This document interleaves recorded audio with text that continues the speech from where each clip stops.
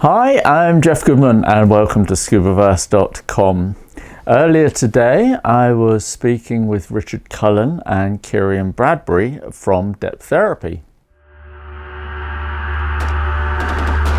Deptherapy runs specially adapted scuba diving programs for the seriously injured veterans and serving personnel of the British Armed Forces. Richard, hi. Keiron, hi. Pleased to meet you. Hi. Richard, it's been a while since I saw you. I think I last saw you at Roots. Yeah, a few years ago now, Jeff. Yeah, excellent, fantastic. Since I last saw you, I think depth therapy has come a long way in these past years. What's been happening with you?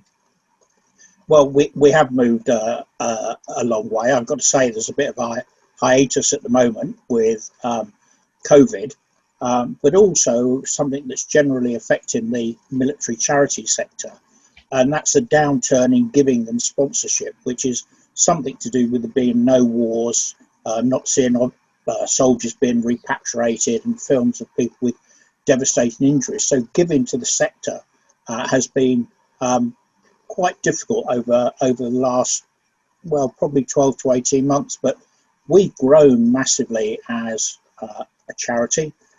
Part of that was funding by the government from the LIBOR fund, where they fined the banks for misdealing, and we benefited from that. An awful lot of giving from the diving community, which has basically meant we've been running 2 programs a year, with up to the last big trip we had was June last year. We had 26 beneficiaries actually on that program, which probably was a bit too large for us, because managing that and maintaining our sort of family ethos was quite difficult. Can you tell me exactly what therapy does, how you operate, and physically what happens? Right. So basically what we do is we have people apply to us who've served in the armed services. The threshold is they must have a life-changing physical and or mental challenge that really has changed their lives. So many of those that come to us will be amputees from the Iraq and Afghan war. 90% of those we deal with now have mental health issues, mainly post-traumatic stress disorder.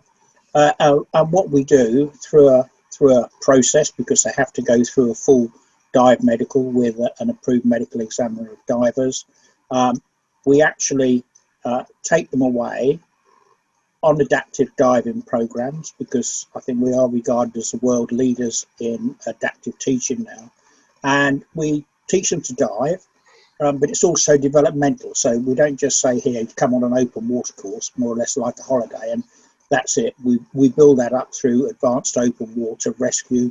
Some now are dive masters, and 2 want to progress to instructor. But on the other side of it, we provide what is very, very important, is 24/7 support for all those individuals. So when you came with us, Jeff, we didn't have that.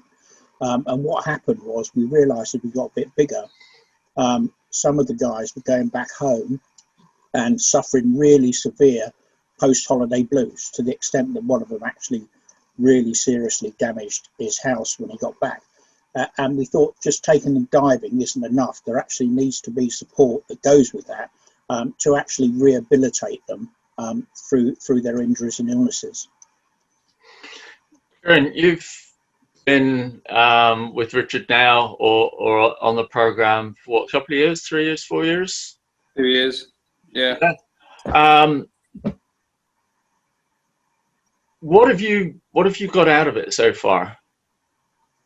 A support network more than anything.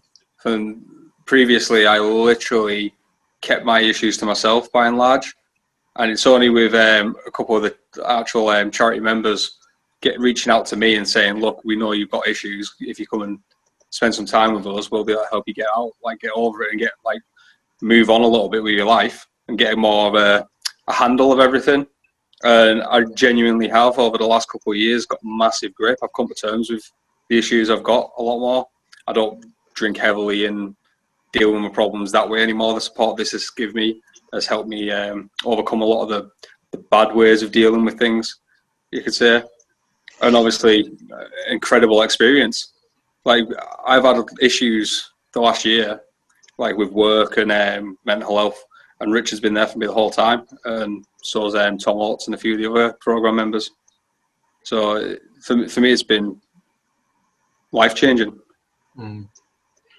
I do remember one of the impressive things from meeting Richard at Roots and during that session was what exactly diving did for everybody immediately on the spot.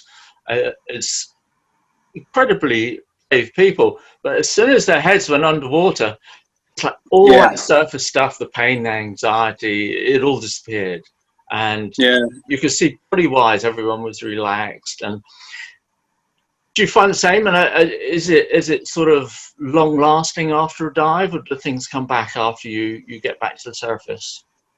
Yeah, I quote one of our members, Chris Middleton. He literally said to me before we'd even got into the water, he's like, you could literally lie at the bottom of the water and just look at the floor, and you will be like so relaxed when you come up 40 minutes later. You could do nothing. You don't even look at the fish. You don't look at the reefs. You can look at the floor and you come out relaxed. And I was like, I can't be that good. You know, like you're well trying to oversell that to me.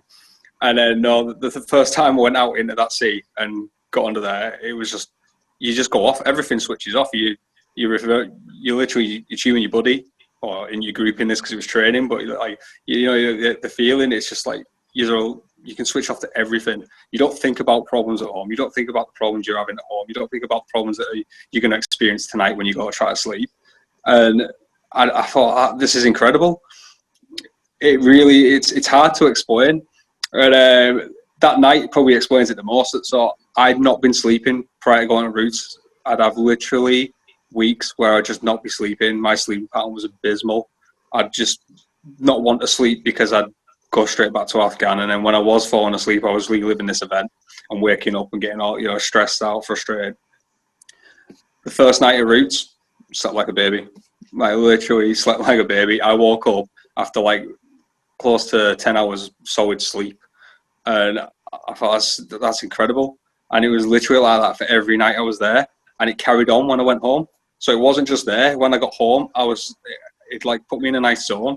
And mentally, I felt like some of the activities we do at Roots, so we'll discuss our problems as a group and we can open up to each other. I think it just, couple that with the absolute relaxation of diving, it took you to like your Zen place, I guess, is the best way to describe it. Did you dive before, or did you learn with Deptherapy? No, that's what my first experience was with Roots, with Deptherapy. It was incredible. Yeah. Like I say, I was very skeptical, to say the least, when my friends were trying to encourage me to take part in Deptherapy, because I was like, well, I don't see how that's not me just going on a diving holiday. It was hard to like say. To me, I was a bit skeptical about it. I thought it just seems too good to be true until you experience it and you realize, no, actually, this is probably the best therapy you'll ever get. Fantastic. Short of going out, I guess, and spending some time with some animals in the wild or something. Sure. I guess it'd be the only thing I could compare it to. Yeah. And Richard, you got a trip coming up soon to Roots, back to Roots? Yeah, we've. I mean, really, things are quite exciting for us. Although, as I said, it's difficult times. We developed a couple of years ago our own environmental project called Protecting Our Oceans. We've got a lot of partners in this, and what we've been looking at is developing our divers to a sufficient standard, and then we've got funding from the Armed Forces Covenant Fund Trust to run 2 eco courses, which are being led by Dr. Debbie McNeil, who's at Glasgow University, but is part of the Open Oceans project at Roots. And that's our base for those courses. So there's going to be 2 courses next year. They should have been this year, but COVID's stopped that. And the guys are already doing homework, actually studying from the Red Sea Guide about fish and corals. And then in 2022, we're going to do the first comparative study of 2 iconic wrecks the SS Turkiya in the Gulf of Suez in the Red Sea, and the Thistlegorm, to look at the difference between probably an overdive wreck and a wreck that's not dived very much in terms of coral and aquatic life. And Paul Rose, who's our Vice President, has given us a lot of support on this, and it looks as if the Royal Geographical Society and the United Nations are going to come on board with the project and help us to define what they want us to do so that we can have an impact worldwide. But basically, we've cancelled 4 programs at Roots this year, which has been devastating for us. Lots of people disappointed because they can't go away. But Egypt's reopened. Roots is reopening in a week. EasyJet are flying. And we've managed to get a very small group of people, because there's huge things to get through here, like COVID viral tests. The people that come away with us have got to be able to quarantine for 2 weeks when they come back. There's a problem at the moment getting dive medicals, because most approved medical examiners of divers and dive referees aren't doing consultations. So we're taking a very small group. We're taking Keiron doing his master rescue course, and a guy called Corey Goodson, who's a very young man who's injured in basic training and basically broke his back and is paraplegic. And we're taking 3 of our trainee dive masters, and we're going to put those people through the program. So we're going back to Roots. The capacity there's been cut down, the number of staff being cut down, but it's basically our, if you like, our spiritual home. It's where we work from. Roots, right on the, right on the shores of the Red Sea. It's a perfect place for us. So we're going back on the 10th of October for 7 days, providing nobody shuts the flights down to Egypt. And I think we're all looking forward to having a tremendous time over there. It is a fabulous place to go. Is there a degree of injury for people that prohibits them from joining you at all? Yeah, I mean, some people can't. I mean, there's some conditions are contraindicated to diving. So there's several conditions that somebody would never get a sign off by a dive doctor. We lose about 50% of our applicants. That's due to sometimes their conditions, but it's also due to the medication they take. And Mark Downs and Ollie Frith are our 2 experts basically who advise us on these things. And unfortunately, we lose lots of people because there's a set of drugs called SSRIs, which I won't bore you with what they are, but they're used very often in the management of pain and in the management of mental illness. They basically numb the brain slightly. And there's huge concerns about the impact of those drugs at death, which might be they cause a seizure or they cause a blackout. And so the doctors review it very carefully, and sadly very often they have to say, I'm afraid that's just not compatible with diving. Yeah. Just looking at the people that are on your trips, do you get women as well as men? Well, we haven't had any as such. We now have 2 women on our waiting list.